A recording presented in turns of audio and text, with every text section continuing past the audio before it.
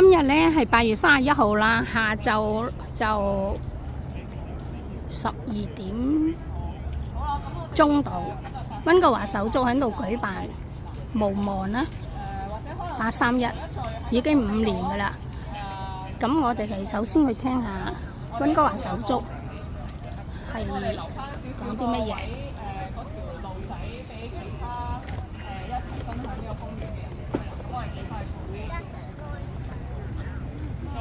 Thank you so much for everybody being here today for this August 31st Hong Kongers Memorial. It's a sad day for Hong Kongers.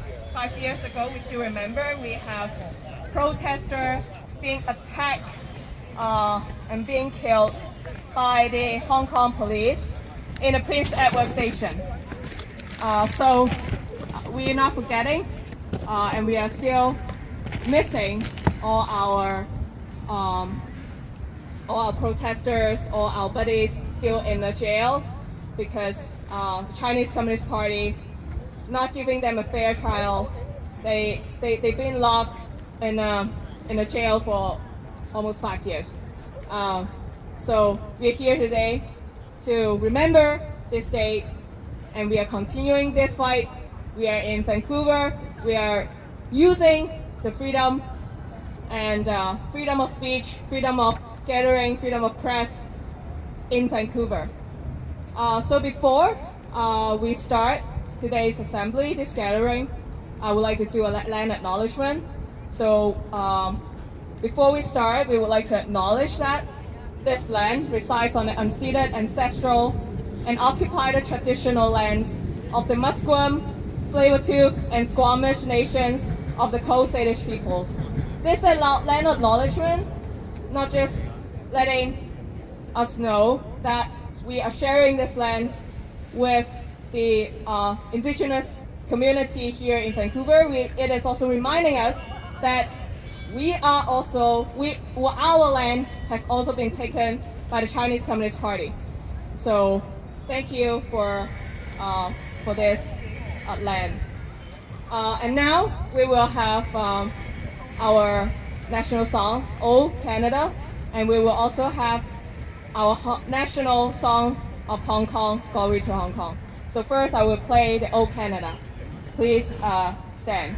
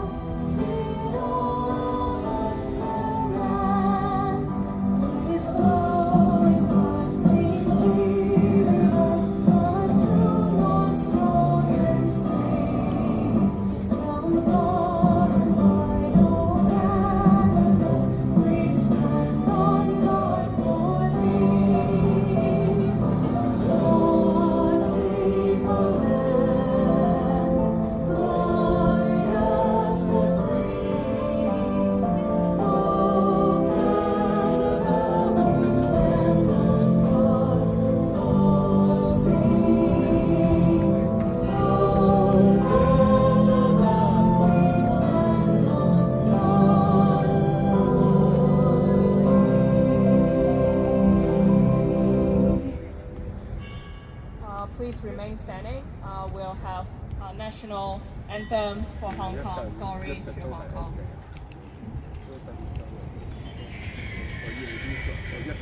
And please face our flags. Our flags for the democracy and liberation of Hong Kongers. We will have this flag raising during the national anthem play.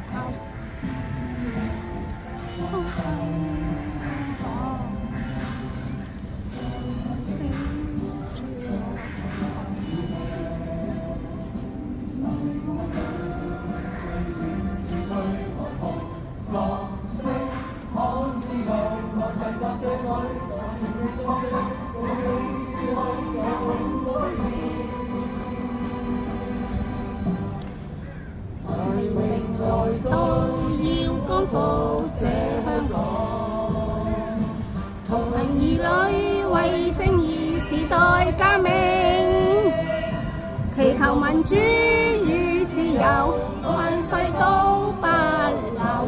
我願榮光歸香港。光復香港，時代革命！光復香港，時代革命！香港獨立，唯一出路！香港獨立，唯一出路！消滅共產黨！Fight for freedom! Fight for freedom! Fight for freedom! Free Hong Kong! Free Hong Kong! Free Hong Kong! Free Hong Kong! Free Hong Kong! Okay, I will pass the time for today's talk.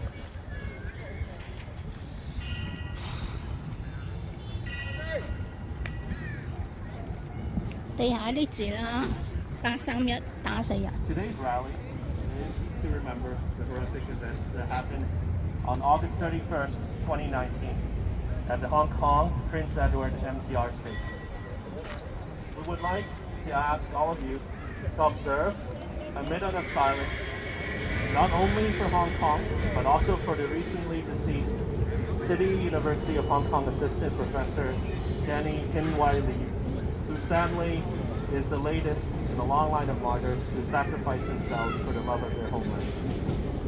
我哋開始之前，我哋想為831嘅受難者，同埋最近香港城大民族及土木工程師副教授李顯華，佢幾日前喺九龍地鐵站喺社交平台寫咗佢最後嘅遺言之後就自殺。佢嘅遺言係話2019年之後佢冇開心過。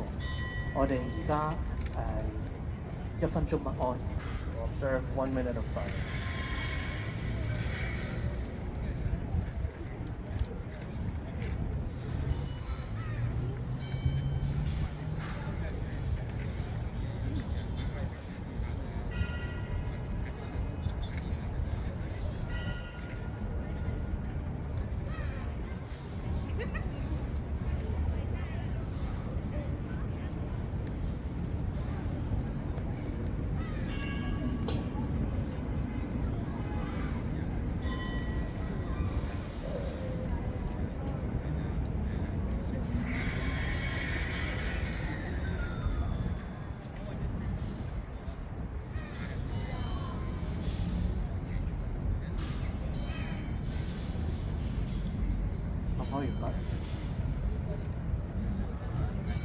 Professor Lee left behind some last words on Chinese social media, where he voiced his continued despair about the situation in Hong Kong since the anti-extradition bill protest in 2019.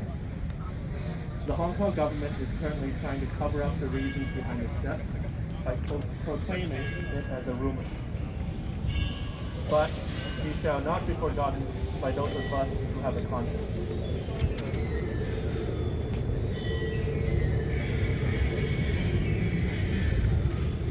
而家政府當然係話緊呢啲咁嘅佢嘅自殺，佢喺社交平台嘅流言係一個 rumor 啦，係謠言啦。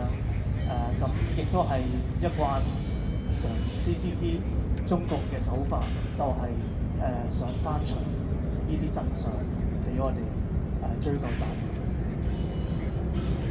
任。I would like to recall events that happened 5 years ago. Ladies and gentlemen, fellow residents of Canada, today I address you not only as citizens of a free and democratic nation, but as members of a global community that values human rights, justice, and the dignity of all individuals. Although the events I speak of occurred thousands of miles away, they are a matter of concern for all who believe in the fundamental principles of freedom and the rule of law. On August 31st, 2019, in the heart of Hong Kong, a tragic and appalling event took place that shook the world. At the Prince Edward MTR station, scenes unfolded that should never occur in a normal society. That evening, armed police officers stormed the station, using excessive force against unarmed protesters and ordinary commuters alike. Batons and pepper spray were wielded without restraint, turning a place of everyday life into a battleground of fear and violence. 大家好，今日我身處係一個自由同民主嘅國家，以公民身份，亦都係以一個重視人權、公義同國際公民同大家講幾句説話。雖然我嚟緊講及嘅事件發生喺好似好遙遠嘅地方，但係呢件事件對所有擁護支持自由同法治基本原則嘅人嚟講關乎重大。2019年8月31號，太子地鐵站發生咗一宗令人震驚嘅悲劇，而呢件事件亦唔係應該係喺一個重視公義同人權社會上面發生嘅。當晚黑警闖入太子站月台同列車，所謂執法以警棍、胡椒噴霧等使用過分武力無差別攻擊市民，令到一個平時我哋生活經過嘅地方變成一個充滿恐懼同暴力嘅戰場。The actions of the Hong Kong police that night cannot be ignored, excused, or forgotten. That was not law enforcement. It was a brutal display of power, an unjustified attack on the people they were supposed to protect. It was a violation of the very essence of what policing should stand for: safety, order, and the protection of human life. As Canadians, we understand the importance of rights and freedom. We hold dear the values of democracy, the right to peaceful protest, and the right to live without fear of state violence. The scenes from Prince Edward Station are a stark reminder that these rights are fragile and must be defended, not only within our borders but across the globe. 黑警嗰班嘅行為不能被忽視、辯解、遺忘。佢哋唔係執法，而係顯示濫權最醜陋嘅一面。佢哋嘅核心價值其實應該去保護市民，唔係無理攻擊佢哋。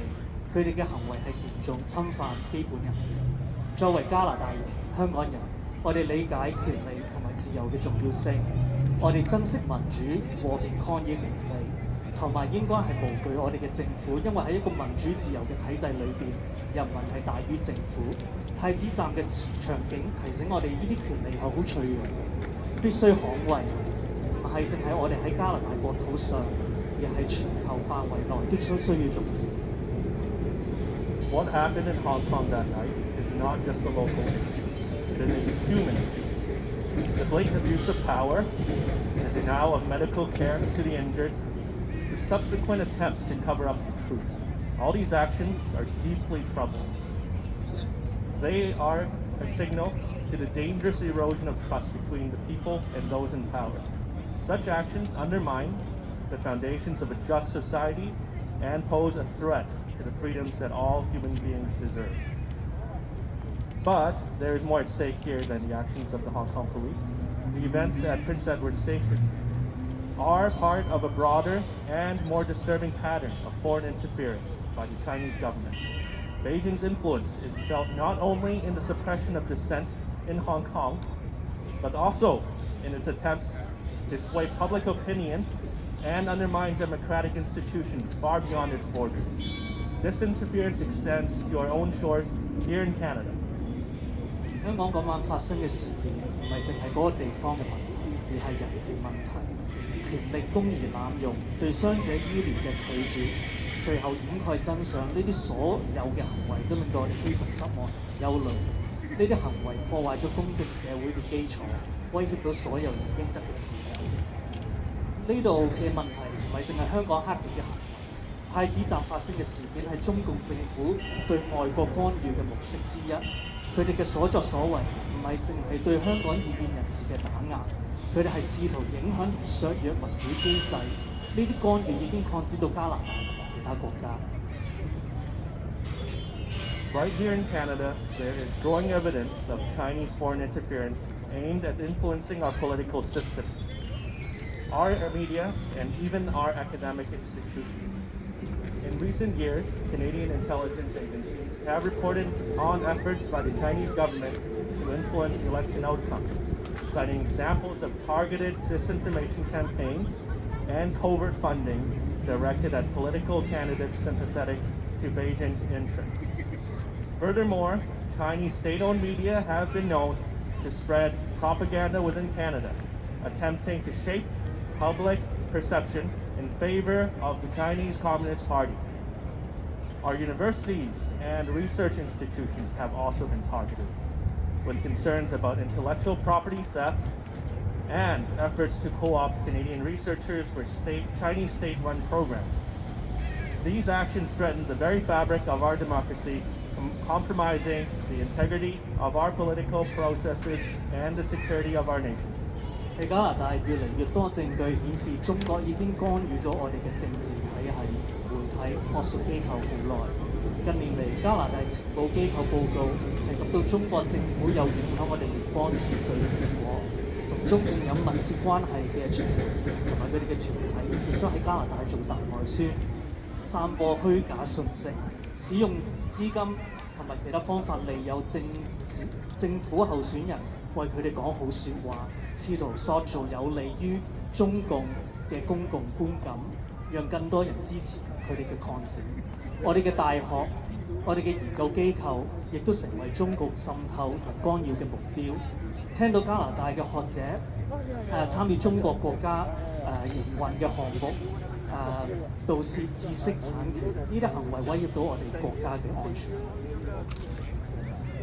We cannot turn a blind eye. We cannot remain silent when the rights of individuals are trampled underfoot, whether it be in Hong Kong or here in Canada. China's growing influence and interference in our democratic processes threaten the integrity of our institutions and freedoms we hold dear.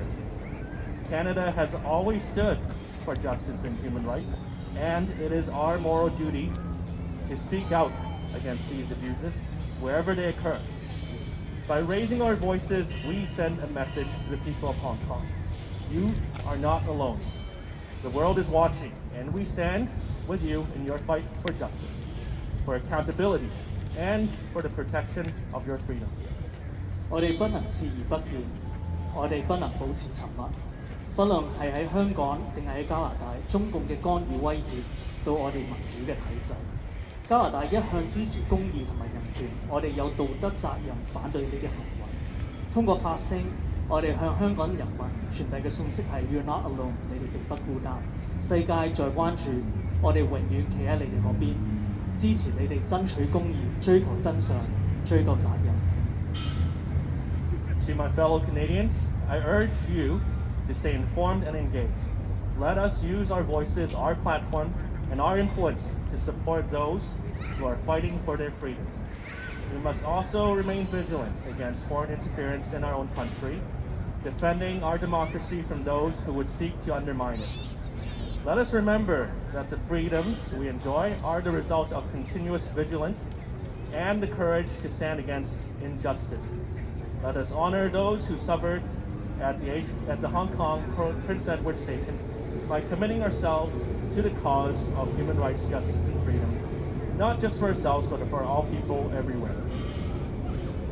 對於我哋加拿大嘅朋友，我哋呼籲大家繼續關注同埋積極參與，利用我哋嘅聲音平台同埋影響力嚟支持全部為自由奮鬥嘅人。我哋也必須對外國干預保持警惕，保衛我哋民主體系唔受破壞。公義同人權嘅鬥爭係全球性嘅，我哋必須在世界各個角落捍衛呢個原則。我哋記住，我哋享有嘅自由唔係必然，係經過好多人嘅犧牲贏翻嚟。希望大家繼續捍衛人權、公義、自由。我哋無忘太子站發生過嘅一切，我哋要為世界各地嘅人發聲。多謝。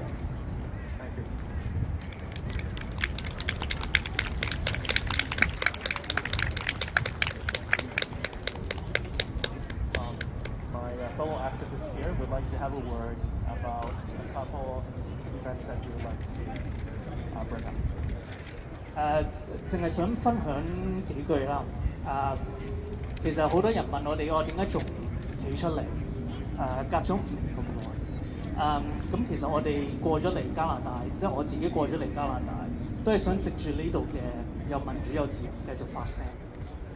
亦都唔想加拿大慢慢變咗好似大陸或者其他獨裁國家一樣，因為如果加拿大都淪陷，呢個世界應該冇乜地方可以再逃離到，所以大家要珍惜呢個地方。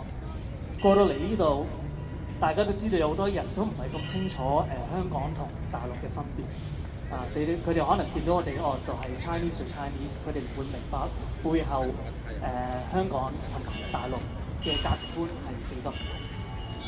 呢度好平安，好似冇乜危機感咁樣，就係正因為呢度冇乜危機感，所以先至容易被干預被理解。有啲local 亦都俾大陸嘅大外宣影響到，反而鬧西方國家，話大陸仲好過加拿大，幫中國講好少嘅。每一個國家包括加拿大，以前可能都做過好多唔應該做嘅事情。咁當然佢哋唔明白每一個地方都會有人就會有邪惡啦。但係好在呢個地方有自由民主，所以我哋可以發聲，調查不公義嘅事情，查出真相，追究責任。唔理你係加拿大總理定係一個平民，喺法律面前我哋都係平等。咁大家出嚟嘅意義其實好大。有時見到每一個活動越嚟越少人出現，都好心淡。但係今日仲見到咁多人出現，其實係一個鼓舞。對香港嘅手足，我都有香港嘅朋友都話，見到喺外地有咁多香港人仲出嚟紀念，仲支持我哋，佢哋都好開心。亦都係我哋嘅出嚟係提高本地人對中共滲透嘅意識，其實係好重要。上個禮拜我哋去咗呢個我諗係啲中共related 嘅團體搞嘅草莓音樂會啦。表面上就係話反歧視，支持大家投票，但其實都係做一啲大外宣嘅活動。我哋一出現，列治文市嘅工作人員見到我哋就已經起晒我，唔友善地叫我哋離開個場地。佢哋都未了解我哋其實係表達啲咩信息，就已經趕我哋走，已經 label 我哋係去搞事。佢哋亦都因為咁樣而報咗警，而 RCMP 皇家騎警亦都到場了解事情。但係佢哋睇到我哋嘅標語、我哋嘅紙牌，其實正就係想加拿大唔好受到外國干預，令到我哋可以繼續有一個公平嘅選舉，維護我哋加拿大嘅價值觀。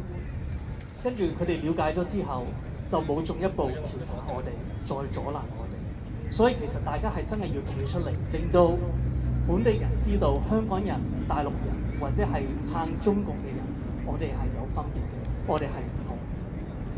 我哋想佢哋知道香港發生嘅嘢，亦都喺加拿大個國土上面會發生。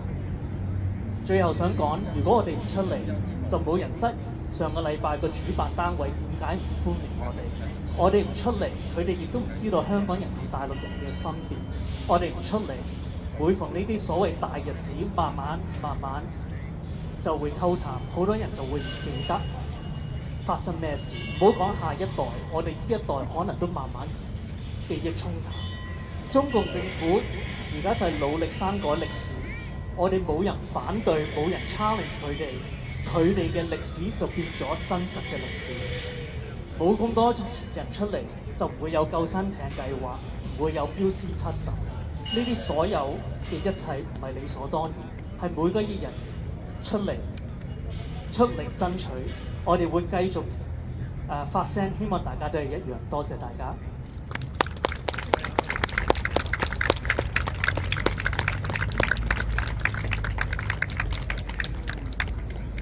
For those of you who are unaware, there are currently 47 pro-democratic legislators who were legally elected back in 2019. They're currently being prosecuted by the Hong Kong government simply for participating in the primary election. Unfortunately, despite our efforts, the election system has been deeply compromised by the Chinese Communist Party in Hong Kong. Hence why I always remind everyone here that you should never take for granted the rights you currently have in Canada. And as a reminder, don't forget to vote in the upcoming provincial election on October 19th. Every single vote here matters. Our group, PHK, has done research on which candidates are pro-CCP and which ones are not, so you can make an informed decision prior to voting day. The information is posted and available anytime on our Instagram and Facebook accounts. Make sure you're registered for voting, know your polling station, and have a clear picture of the candidates' backgrounds and affiliations. Let's ensure British Columbia's future is no longer manipulated by pro-CCP politicians. 10月19號係省選，大家都知道，投票係我哋公民最大嘅 power。希望大家就算係冇票，都 make sure 我哋係好 inform 究竟嗰啲候選人個 background 係點樣，從而同大家溝通啊，你身邊嘅朋友溝通啊，令到佢哋會作出一個好嘅選擇啦。我哋溫哥華手足個 IG 你哋都會睇到，我哋都有起下啲候選人嘅等嘅。我哋有個 study group 係做 research 嘅，咁就研究嗰啲候選人背後或者佢哋嘅行為啦，有冇出席到中共嘅大外宣活動啊？有冇即係利益嗰方面嘅問題啊？咁大家都可以花啲時間睇我哋 IG 嘅 post。我哋 so far 應該 post 咗3個候選人左右啦。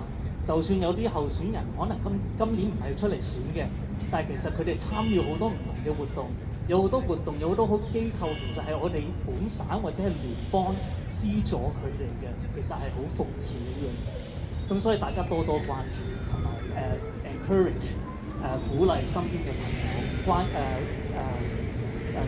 要認識政治嘅問題。On a different note, VHK has been trying to raise awareness of the fact that one recent Hong Kong immigrant has unknowingly had their information passed to the Guangzhou branch of Success by Immigration, Refugees and Citizenship Canada. We have reached out to Success to clarify on how they handle Hong Kongers' data that was sent to them from the RRCC, but have not received a clear response. We have hence prepared some printed letters that can be sent to the IRCC, the IRCC Minister, Mark Miller, and Success Headquarters. Please take a moment after the rally to sign these letters so we can pressure all parties to take action to resolve such a serious breach of confidentiality. 有一位手足message 我哋話佢啲私人資料被送中，咁其實係點樣咧？個故事係因為佢係過嚟呢度啦，咁呢個 IRCC 加拿大移民官民部，佢就會提供有啲到目前嘅服務嘅。咁即係你 say 咗 yes 之後咧，其實佢預先都唔知道邊啲機構會幫助佢啦。咁點知中僑廣州部分行啊，可以話個 branch 就 contact 佢嗰陣時，佢應該仲喺香港，係啦，咁就係幫助佢提供呢啲移民前或者到埗前嘅服務。咁其實呢樣嘢咧係好恐怖嘅，因為其實我哋亦都唔知道中僑互助會佢哋對唔係話佢哋做過啲咩嘢，或者明知道啲資料係會被送中嘅就。係諗唔 protect 佢，唔係咁嘅意思。我哋只係冇一個確定，佢哋未確定回覆到佢哋點樣保障香港人嘅私人資料。咁我哋之前都 send 個 email send 個 email 俾佢哋，咁佢哋亦都冇好仔細地嚟去同我哋解釋。咁當然發生呢件事之後，呢位手足俾中僑廣州部contact 咗之後，我哋就懷疑啲資料其實安唔安全嘅。係咪已經被送中？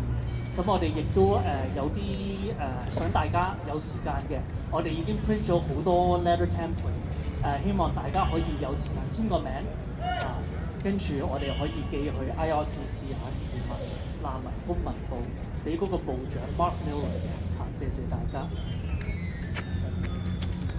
So I would also like to bring up that a Hong Konger group, Wallaceo, has generously brought some candles for our event today. Sarangong, Hong Kong has set up a booth here on behalf of them where you can donate to get these candles in packs of 4. All proceeds will be donated to the Bonham Tree Aid to aid our fellow activists currently imprisoned in Hong Kong. 係感謝黃利霄捐出啲蠟燭，好靚嘅蠟燭啊！我哋將於係今日啦，係啦，賣出呢啲蠟燭係一箱有四個蠟燭嘅自由定價，任你哋俾幾多錢，全部嘅錢係會捐助細業用嘅 Bonham Free Aid， 係支持在囚嘅手足，希望大家踴躍支持。And as you look around you, Vancouver activists Hong Kong have set up exhibition boards and artwork that showcase the good story of Hong Kong. Most of you who are from Hong Kong would be very well acquainted with the details. So I encourage you to share your personal experiences with any local residents who are viewing the exhibition with you. It is important that you share your voice and connect with like-minded Canadians so that our story will not be overwritten by the CCP and forgotten by future generations. 喺我哋嘅右邊，你哋都見到我哋有啲展板啊，有個展覽啊，係説好香港故事啊，諷刺佢哋。大家其實都知道發生咩事㗎啦，但係我哋都好鼓勵大家，你見到有好多途人經過咧，盡量留喺附近，見到佢哋好奇咧，就同佢講解香港嘅事情。因為頭先都講過，好多 local 嘅人，好多本地人都唔知香港發生咩事，同埋佢哋係冇乜危機感嚇中共嘅滲透。所以係咯，希望多謝大家今日嘅嚟臨啦，繼續傳遞呢個信息俾大家，同埋去參與我哋嘅義賣活動啊，同埋寫呢個 IRCC 嘅信俾部長。多謝大家。Fight for freedom! Fight for freedom! 光復香港！時代革命！光復香港！時代革命！香港獨立！唯一出路！香港獨立！唯一出路！ As our event is coming to a close, we would like everyone to once again join together in the singing of Glory to Hong Kong. 我哋會唱多一次我哋屬於香港人嘅國歌，願榮光歸香港。希望大家對住我哋嘅光時。